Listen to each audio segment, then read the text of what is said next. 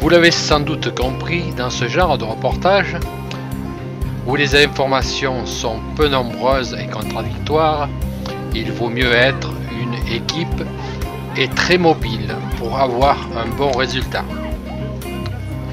Vous l'avez compris, je n'avais ni l'un ni l'autre.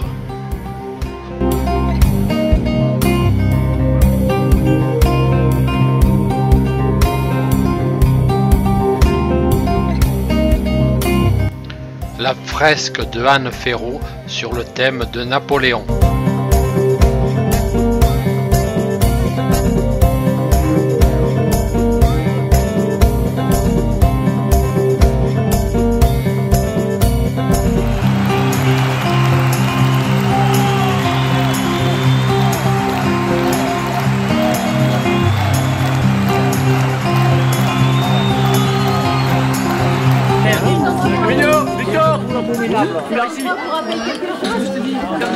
Il me semble bien, je suis venu ici il y a 200 ans. Bah c'est bon, prends ta position là. Je vais passer les personnes de l'autre côté de la... Sinon on va prendre de la porte. Vous êtes reposé un peu? Ouais, j'ai vu. Ça n'a pas été trop dur. J'ai dû me faire un truc parce que... Vous n'avez pas eu trop de pluie hier soir?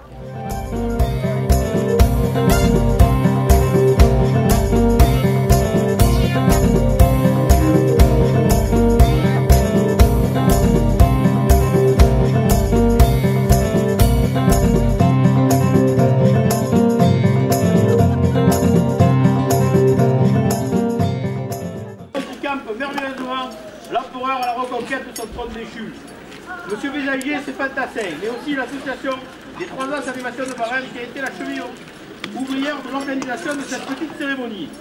Je n'oublierai bien sûr pas l'hôtel de la gare et me délecte d'avance en pensant au merveilleux bivouac que nous a concocté Marie-Josée pour ce soir. Après la campagne de Russie et la Bérésina, il est mis fin au règne de Napoléon Ier, qui est condamné à l'exil sur l'île d'Elbe. Celui-ci, pressentant que la France lui, dans ses profondeurs demeurées favorables, décidé de pousser par la situation nationale et les menaces qui pèsent sur sa vie, de revenir sur le sol français en 1815. Le 26 février 1815, après 10 mois d'exil, Napoléon Ier s'évadait de l'île d'Elbe pour rejoindre la France et tenter de reconquérir le pouvoir. Débarquant le 1er mars à Golfe-Juan avec plus de l'île et d'hommes, Napoléon se dirige vers Grenoble par la route des Alpes, qui traverse donc ici la Provence, et le vendredi 3 mars, Cambronne, qui est 13 empereurs, rentre à Barème vers 18h, on est à peu près à l'heure. Et choisit la maison de Jules Sartazon pour l'accueillir. Il est là, Cambronne. Celui-ci arrive à Barème le 13 mars vers 21h. Il est en avance, on est au 21e siècle, c'est normal. Le lendemain matin, à 7h, Napoléon monte à cheval et retentir des vives l'empereur, répétés en partie par la population et les paysans réquisitionnés leur charrette. Le passage de la troupe durera toute la journée.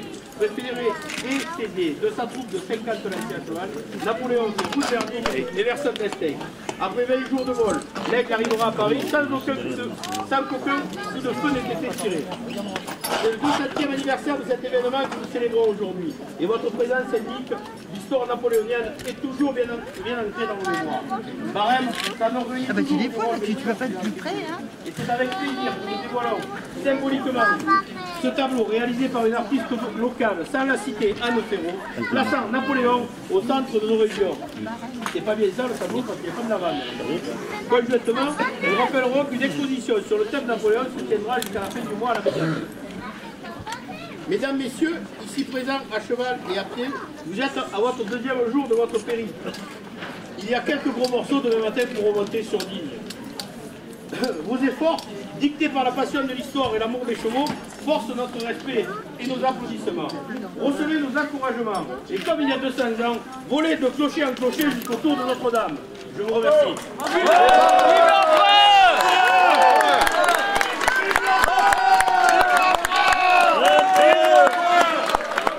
Vive le maire!